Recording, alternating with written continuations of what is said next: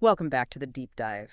Today, we're building on what we covered in our first two sessions, the real basics of electricity.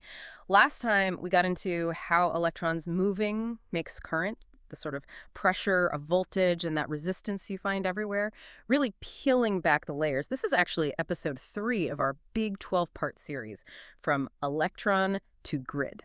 And today, we're taking a pretty big leap. We're moving past those core ideas to understand how electricity actually does work, in the real world, our phones, the whole grid. And we're going to tackle two words people mix up all the time: power and energy. Fundamentally different. Plus, we'll really dig into AC versus DC again. That difference is so key. That's absolutely right. Yeah, understanding power and energy, it isn't just theory.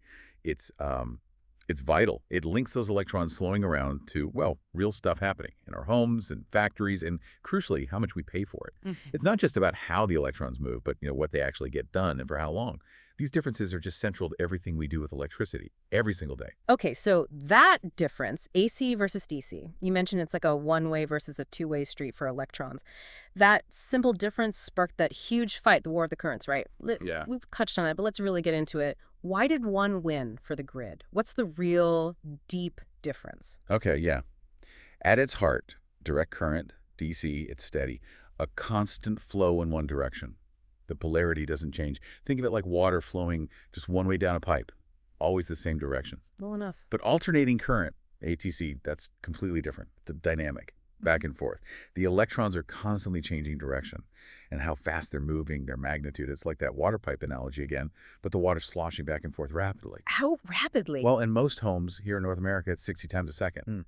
In Europe and many other places, 50 times a second. So it creates this kind of pulse. Okay, that constant reversing, it almost sounds less efficient for delivering power. I mean, we know Edison was a huge backer of DC.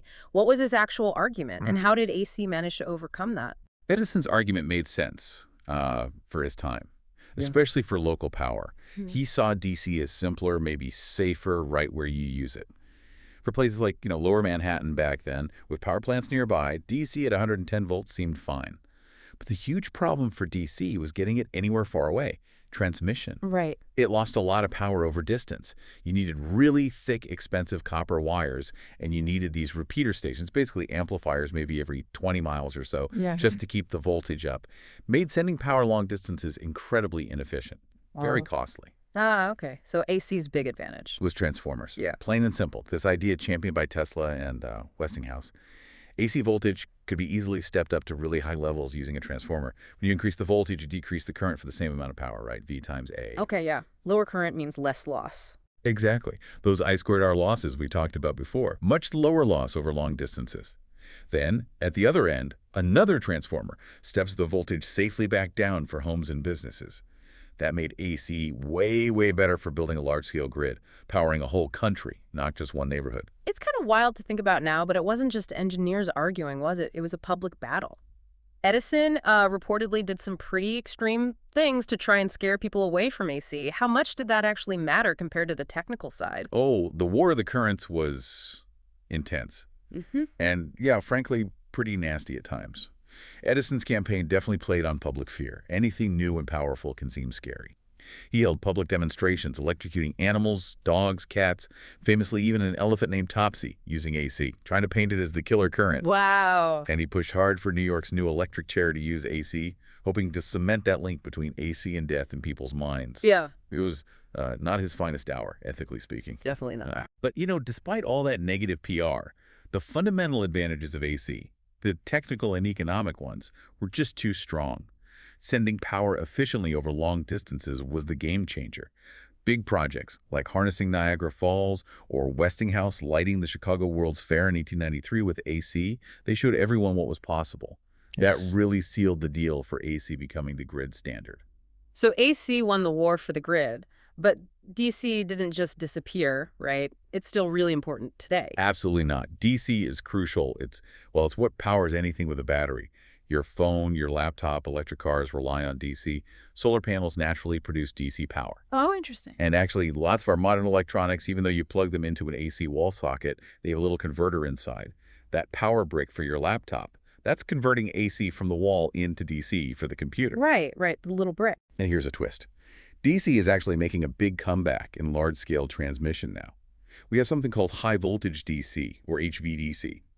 Thanks to modern electronics, these sophisticated converter stations, we can now step DC voltages up and down really efficiently, overcoming Edison's old problem. So like really long distances. Exactly. Ultra-long distances, sometimes pushing 800,000 volts, maybe even more, moving huge amounts of power across continents, under the sea, connecting big wind farms out at sea to the cities with very little loss. Yeah. Which shows how technology evolves, right? Sometimes old ideas find new life. Fascinating. Okay, beyond just efficiency, there was that safety aspect Edison exploited. What are the real differences in danger between AC and DC? Yeah, it's a critical point. And it was, like you said, weaponized back then. Generally speaking, AC, especially those common frequencies, 50 or 60 hertz, is considered more dangerous for the human body. The main reason is its effect on the heart. It can easily disrupt the heart's natural rhythm. It can cause something called ventricular fibrillation, basically. The heart just flutters chaotically instead of pumping blood properly. Very dangerous. Okay. And the alternating nature can cause muscles to contract continuously, making it really hard for someone to let go of whatever they're touching. That prolongs the shock. And DC? DC tends to cause a single large muscle contraction. Now, that's still incredibly dangerous, don't get me wrong. But sometimes that single jolt can actually throw the person away from the source, although it can also cause muscles to clamp down hard. So it's complex. But the most important thing really isn't just AC versus DC, it's the amount of current that flows through the body. That's what determines how bad the shock is. How much are we talking? It's frighteningly small. As little as 30 milliamperes, that's 30 thousandths of an amp, can make it impossible to breathe. Around 75 milliamperes can trigger that cardiac arrest we mentioned. Wow, tiny amounts. Yeah.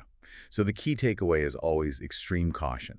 And if someone does get shocked, immediate first aid, like CPR, is absolutely crucial. A very important, sobering reminder. Okay. Let's shift gears a bit. With that background on AC/DC settled, let's talk power. We see watts everywhere, light bulbs, microwaves, hair dryers. What does power actually mean electrically? Okay, power.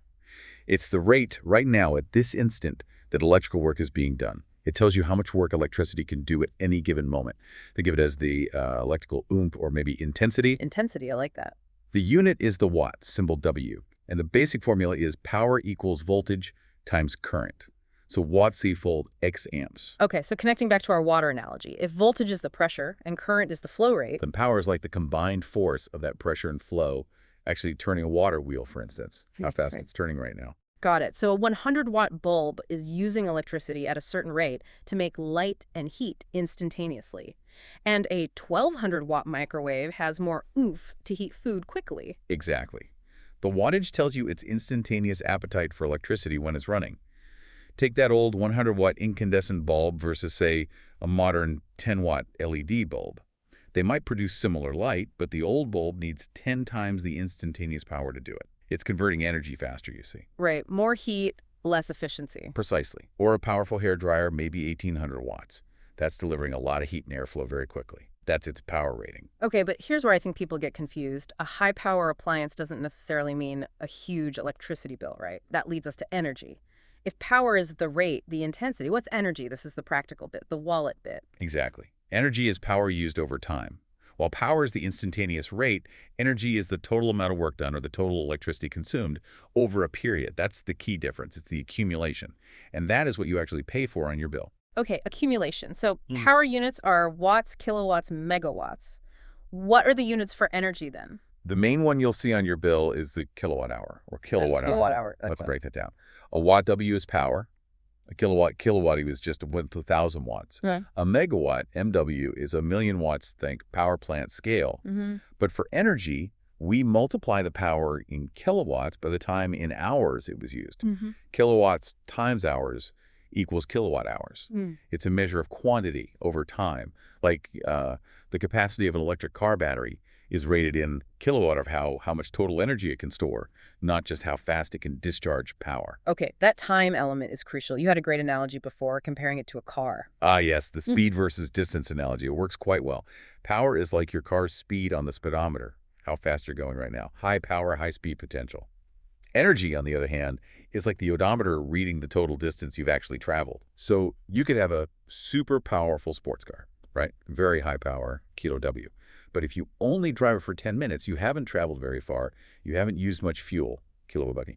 But someone in a, much less powerful economy car, if they drive for 10 hours, they'll cover a lot more distance and use much more fuel, more energy. That makes perfect sense. So the bill reflects the total distance traveled by the electricity we used. Can you give us another everyday example, maybe showing how two different appliances might compare on a bill? Sure.